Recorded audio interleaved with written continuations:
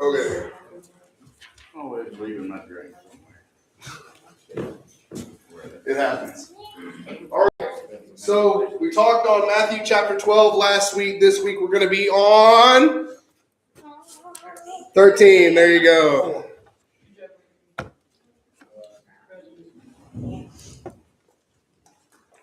Since we're on our trip through Matthew here, if you can seem to recall in Matthew chapter 12, Jesus absolutely grilled the Pharisees on what they're supposed to know about Bible.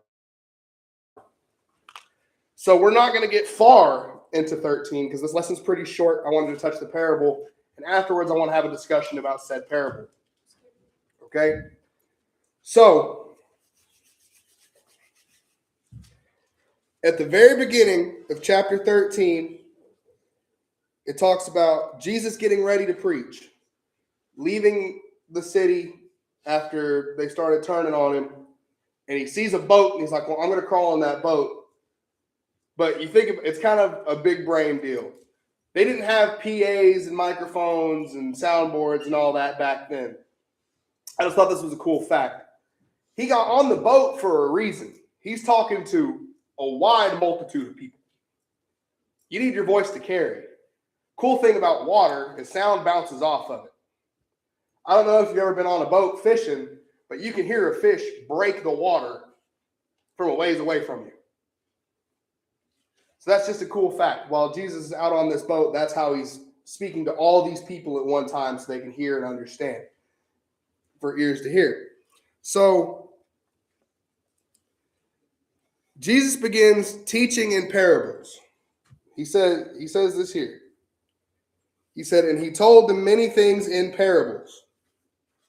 That's verse 3. What is a parable?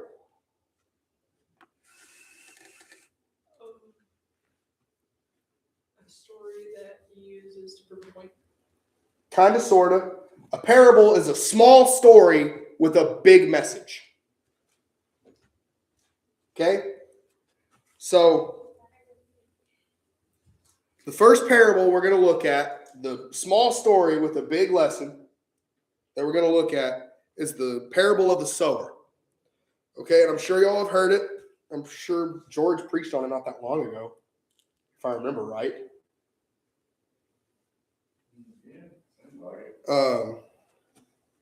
So we're going to read this real quick. It says, a sower went out to sow, and as he sowed, some seeds fell along the path, and the birds came and devoured them. Other seeds fell on the rocky ground, where they did not have much soil, and immediately they sprang up, since they had no depth of the soil.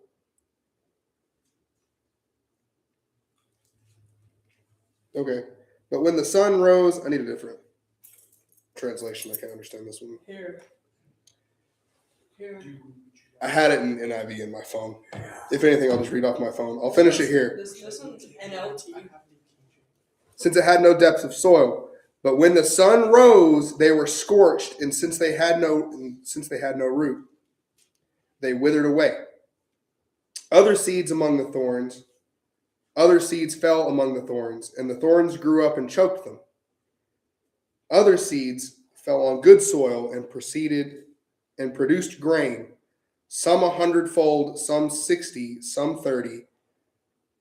He who has ears to hear, let him hear. So we're going to look at it because I don't even really have to break this down much, because here in a minute, Jesus is going to break it down for you. Real quick, before we move on. Go ahead. I'm going to read my translation of that last verse. It says, anyone with ears to hear should listen and understand. Okay. That's cool, because I've got something like that. So Jesus reads this, or speaks this, talking about these parables. You have the 4 different kinds of soil that it falls on, 3 of which are bad and 1 of which is good. They all have a different meaning. But it's confusing, right? He did this for a reason. Okay? The disciples come to him in the next verses, and they ask him, he said, why do you speak in parables? So in verses 11 and 13, or 11 through 13, it says, "To you it has been given to know the secrets of the kingdom of heaven, but to them it has not been given. For the one who has more will be given, and he who will have an abundance. But for the one who has not, even what he has will be taken away. This is why I speak to them in parables, because seeing they do not see, and hearing they do not hear, nor do they understand." Yeah, that's that. So I want you to think about it this way. God is basically putting it, well, the Godhead, Jesus, is putting it in this way. He is a gentleman. God is a gentleman. In the same way that he gave us free will, he's not going to push something on you. Because this says two things here. He says, I'm going to speak this way. I could speak it plainly to where they would understand and they would have no choice. Because he knows the law. He has the conviction. He has the power. But he says, I'm going to speak it this way so those who have ears to hear can hear it and understand it. He's not going to push anything on you that you don't want. This is your free will speaking. So he's not going to force love on you, but he speaks it this way because he knows without a shadow of a doubt that if he spoke plainly and he spoke to them with exactly what he meant, that even the people who weren't seeing or weren't hearing would convert.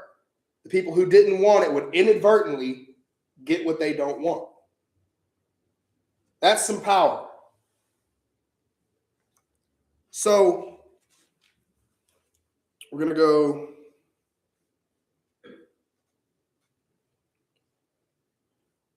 which begs the argument. Okay? Why are these people who don't want to hear it there? Ask you another question. How can you tell who doesn't want to hear it? How can you tell who doesn't want to pay attention? I love this.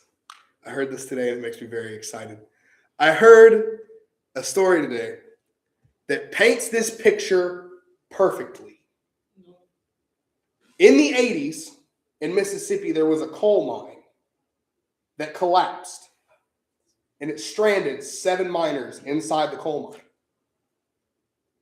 They were in there for 3 days. The rescuers worked tirelessly for 3 days to get them out. And in the night, they finally broke through, holding their lanterns, coming in to get them. And of course, everyone in there is hooping and hollering because we're saved. But there's one guy in the back. It's like, hey, if we're saved, can you bring your light in here so we can see to get out of here? They're in there with lights. Dude had become blind from the cave-in and didn't know it. He was in that pitch black darkness in that cave for 3 days, had no idea.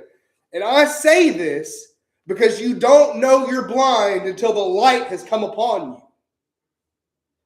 The same thing goes with what he's talking about here. You don't know who's deaf. You don't know who's blind. You don't know who wants to listen. You don't know who wants to hear because the light hasn't hit them yet. Once the light is in the room, it's obvious. Everyone else who can see or everyone else who can hear is hearing it and seeing it. But the people who don't want to see it are still oblivious to what's going on. This is that grace he's talking about. He said, those who have ears to hear, those who have eyes to see. He's talking about those. It has nothing to do with being literal. If you want to learn about what he's saying in these parables, or you want to hear it, you'll actively seek out the answer. You'll find the answer yourself. He's speaking it in these parables so that those who aren't really listening aren't going to pay attention and not understand a word that's going on because it's just a story. But if you're truly there to learn and truly there to listen, you're going to dive deeper in it. Like we're doing right now. If you want to hear about it, you want to learn about it, you're going to dive deeper because the light has hit you and you're not blind. Sorry, cool fact. I just thought it was really neat. Like I said, this one's really short, but I'm very excited about it, and we're going to have a discussion about this here in a minute. So, he also goes forth and he talks about bringing forth what was spoken of by the prophet Isaiah. Okay, let's see, where was that at? That was...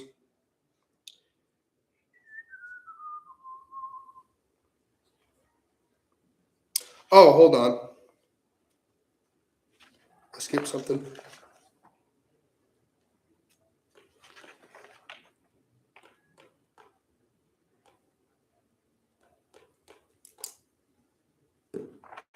Yeah, I skipped something. So we're going to go...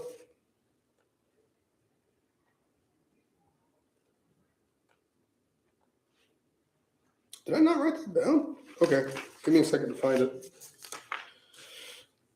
So he goes forward and he talks about explaining what it means, what the parable of the sower means. So we're going to go through this here.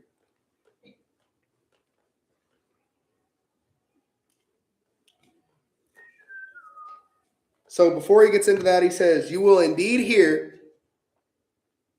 Oh, no, I was right. The prophecy of Isaiah. Indeed, in their case, the prophecy of Isaiah is fulfilled that says, "You will indeed hear, but never understand, and you will indeed see, but never perceive. For the people's heart has grown dull with their ears, and they can barely hear, and their eyes have closed, lest they should see with their eyes and hear with their ears and understand with their hearts and turn, and you will heal them." Does anyone remember what we were talking about in Isaiah 6 verse 8? Does anyone remember? The city of Judah had fallen into an insane amount of chaos because King Uzziah had died. This is one of my favorite parts in Isaiah. "Whom shall I send? Here am I." My favorite part in the whole book of Isaiah. Uzziah, the king, had died. He was long and prosperous throughout all his years, 50 plus years of being a king. And everyone piggybacked on his faith.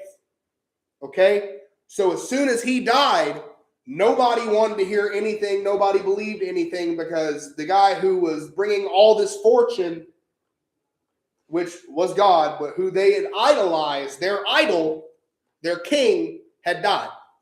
And they had given it to his non-following, spineless son. And because of that, the whole city of Judah erupted into chaos. And of course, someone has to warn them. So God calls on Isaiah through a dream, I believe, and says, "You are to go preach to these people. They're in utter chaos. They're not going to listen to you. But you have to go preach to these people. It doesn't matter if they listen," which is what he's talking about here. So you will indeed hear, but never understand. You will indeed see, but never perceive. These are the people he's talking about here. He's talking about these people who were blind. They are stuck in that cave, lost their sight in the cave. The rescuer is here, and they're blind, asking where the light's at. That's who we're talking about here. So going forward, Jesus is referencing this just as he did in the last chapter with Jonah. And was it Daniel or Isaiah in the last chapter? I know he referenced Jonah. I thought he referenced somebody else. I don't remember.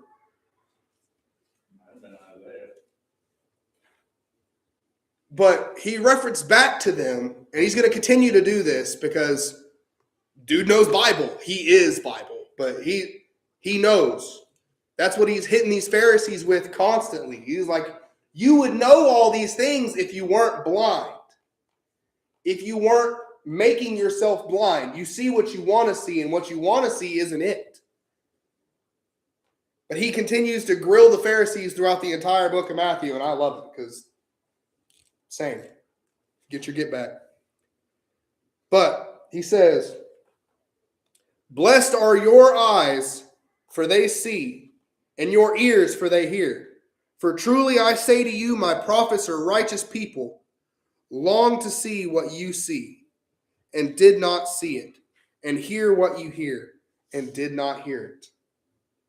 He's talking to his disciples, answering their question, why do you speak in parables?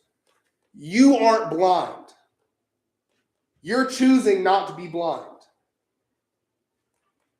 There's people out here that would long to have what you have, but refuse to step away from their flesh.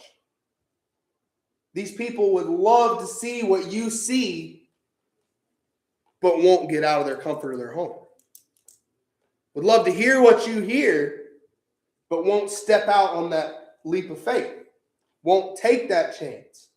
Won't try to dive into it. The word's confusing. I don't feel God. There's numerous excuses that you can get from so many people. But the difference is in this moment, you are the disciples. He's saying, blessed are you, because you want to see, because you want to hear. Like, this is the reason I'm doing it, so that I can weed out those who are blind, because they're going to show up either way. He's a celebrity at this point. He's like, I'm going to go through so much stuff. I'm going to see millions and millions and millions of people who may or may not even know my name, but because they hear of something great, they're going to show up. That's like if someone said they're going to sit in Lowe's parking lot throwing out stacks of $100 bills. You're going to be there, right? I would. It's the same thing. He's like, are you going to weed out who's blind? Because there's the catch. Dude sitting in the parking lot is handing out $100 bills, but you have to recite a full chapter.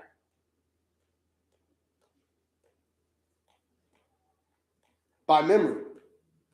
Recite a full chapter. It's the same thing. Because you understand and you're able to do this, you're not blind. But everyone else just shows up thinking they're going to get handed a stack of hundreds. You read the fine print. Get what I'm getting at? This is what we're talking about here. This is what the parable is for. It's weeding out the blind. Not necessarily even weeding them out, but evading them and hitting the ones that it needs to hit. Those who aren't blind, that are willing to take that step out on faith and learn and understand. Or at least try to understand. The ones that are going to ask questions. Not just the ones that are going to go, okay, cool story, bro.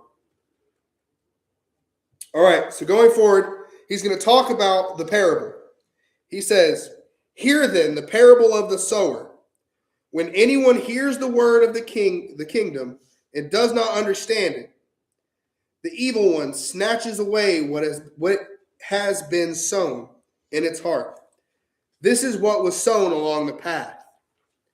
So you have paths in a cornfield, right? Like they're all laid in lines. If you throw your seed somewhere where it's walked on a lot, it's not going to be able to get into any good soil. The good soil is off the path, where they're avoiding walking on, stomping down. So this is where they're throwing it to the side and all the birds are going, okay, well, this isn't buried, so I'm going to scoop that up. This is the enemy coming to take that. That word that you're taking in that moment, what he says, he said, when the parable of the sower, when anyone hears the word of the kingdom and does not understand it, this is, your heart is the path. You're kind of sitting on the fence. You're off to the side. You're like, okay, I get it, but I don't understand it because I'm not going to go into it. I'm not going to attempt to understand it. The enemy is going to be a bird and he's going to come scoop that up. Okay? That's just the first path. We go. This is what was sown along the path.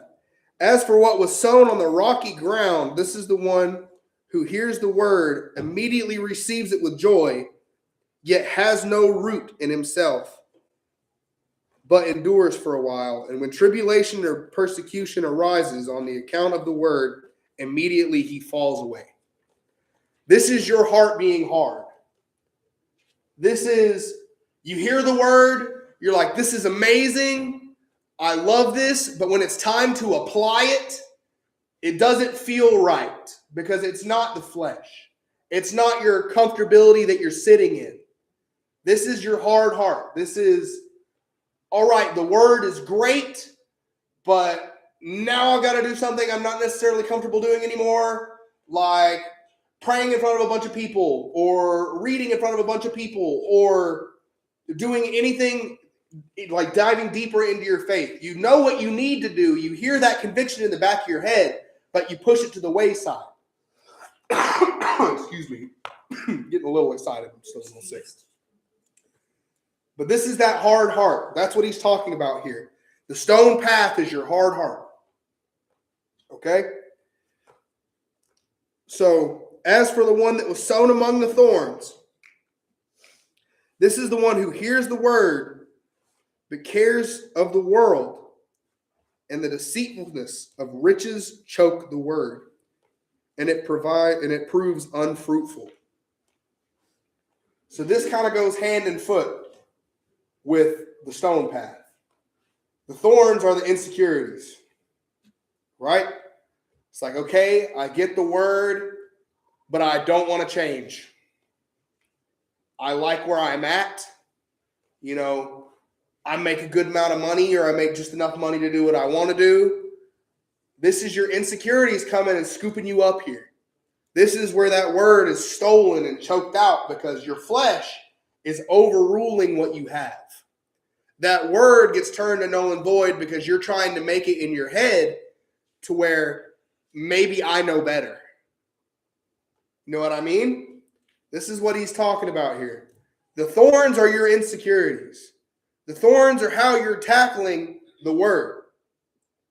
Whereas the rocky path was, you're taking it with joy at first, but you don't have a root. You're not grounded, so it's not going to grow. This one, you take it and it starts to grow. You're feeling kind of happy about it, and then you think you can do it better. This is your insecurities taking over it, and it snuffs out the word that you just received. That's what he's talking about here. Now, as for what was sown in good soil, this is the one that hears the word and understands it, and indeed bears the fruit, and yields in cases 100-fold, in another 60, and in another 30. When you can dive all in, hear your word, and do your very best to understand it, and if you don't understand it, take that extra step into it and attempt to understand it, asking questions. Get with your peers. We've all been in a group chat for how long? If you have a question, you can hit anybody in that group chat and go, hey, hit this verse for me real quick and tell me what you think about it. That's what this is for. This isn't just so you can come and listen to me ramble on a Wednesday night. This is you growing in your faith as people, as brothers and sisters. You're your iron that's sharpening iron. You can't sharpen iron if you don't rub a little iron. You feel me? This is where you have to reach out to each other and attempt to learn the word on your own. I'm learning just as much as you are, but if you're not challenging yourself at home with the same thing, you're not learning as much as you could. That seed is either hitting the rocky path or it's hitting the walking path. You know what I mean? And I don't know if any of you are tangled up in thorns. If you are, come talk to me and I'll pray for you. But hear me on this. You have a bunch of peers around you. If you have questions about a verse that you're trying to study or trying to understand, holler at me. Holler at Randy. Holler at Jordan. Holler at Brittany. There's so many people that will be more than willing to talk to you if you're uncomfortable to talk to your peers that you sing with every Wednesday. I'm going to put something together. We're going to go hang out one of these days. I'm telling you. I'm going to break y'all out of y'all's show. It's going to be fun. But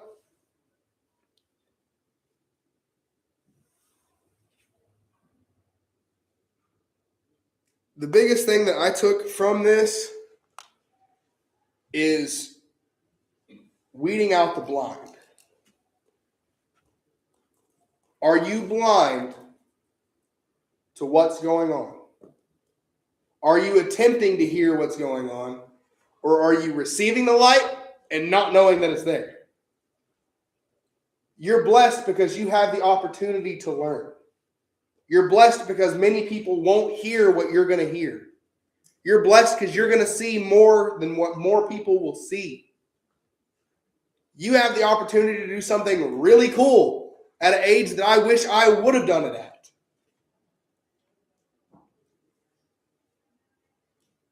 Like I said, I don't have many questions, but I would love to talk about it and see what y'all's thoughts are on this parable. This is just my breakdown of it. Randy, anything? Galatians 5, Paul talks about the fruit that Jesus talks about there. Mm-hmm. You're sown in good soil and all that, and you're going to produce lots and lots of fruit. Bountiful harvest of fruit. What is that fruit? Well, if you are rocky ground and the walking path and all that stuff where the seed don't ever get planted deep and grow deep roots, you will follow the desires of your sinful nature. The results are clear. Sexual immorality, impurity, lustful pleasures, idolatry, sorcery, hostility, quarreling, jealousy, outbursts of anger, selfish ambition, dissension, division, envy, drunkenness, wild parties, other sins like these. Let me tell you again, as I have before, that anyone living that sort of life will not inherit the kingdom of God. Seed didn't grow. That's how you're going to end up living. Seed didn't grow. But the Holy Spirit produces this kind of fruit in our lives. This is the fruit that he's talking about. The fruits of the Spirit are love, joy, peace, patience, kindness, goodness, faithfulness, gentleness, and self-control. There's no law against these things. So if you wonder what Jesus is talking about there when he says, when he's making that determination, separating like you're talking about, and also the one with the last one that grows up with the weeds. If you think about a garden, like what comes in my mind is I've got a tomato plant. Let's say I plant tomatoes, and that thing grows 6 feet tall, 7 feet tall, right? It's huge. Morning glories are these stupid weeds that grow up everywhere, and they just climb on everything. They just take over. That plant's still alive. That tomato plant's not going to die, but it's going to get choked out in such a way by all them weeds that the blossoms aren't going to come out right, and everything's not going to produce any fruit. And a lot of times, what we are in that respect is we might be saved, but our hearts are hard. And when we come in Sunday morning, we get a fresh word from the preacher, a new seed. Our hearts are hard, and it's we're still alive, but we're not producing any fruit. Mm-hmm. We don't have the love and joy and peace and patience and kindness and all that stuff because we're kind of hardened to the whole church thing or whatever, Mm-hmm. Because the weeds of as Jesus was putting it in there, it's a lot of the world around you gets in the way, of you following your heart, following, what God has put in your heart. Because there's money, there's jobs, there's this and that, and all the things, all the pleasures of the world, and friends taking you down the wrong road, and all that stuff. You might still live as far as being a plant, being a saved Christian, but you won't produce any fruit. I just thought I'd throw that in there. It kind of jumped out at me. I like it. Does anybody have any questions or doesn't understand something? There's no stupid questions. I've already asked my question.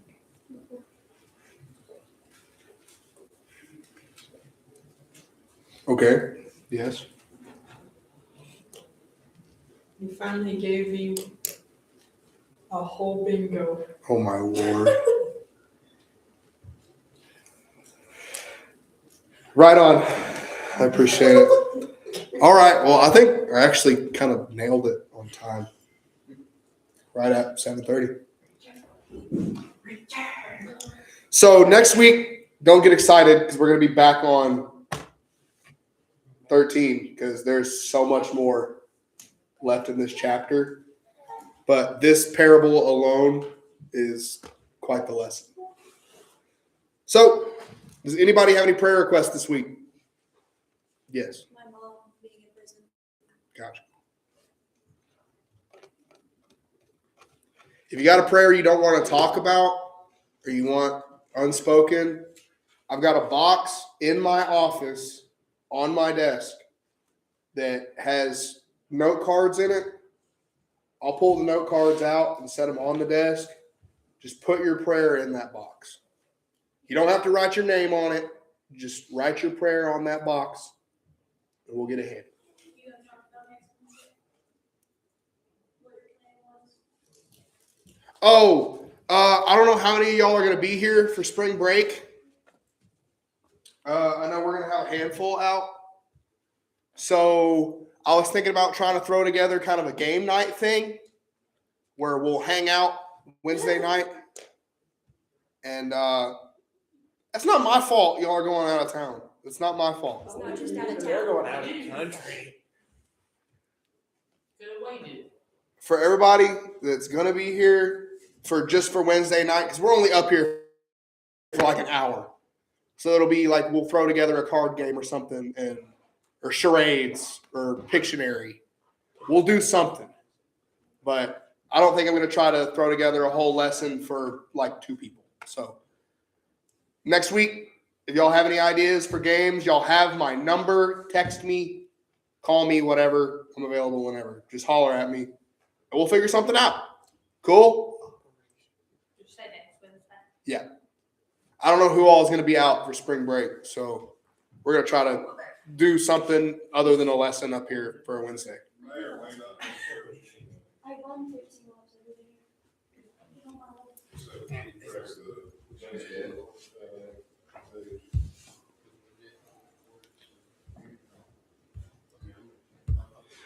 All right, everybody circle.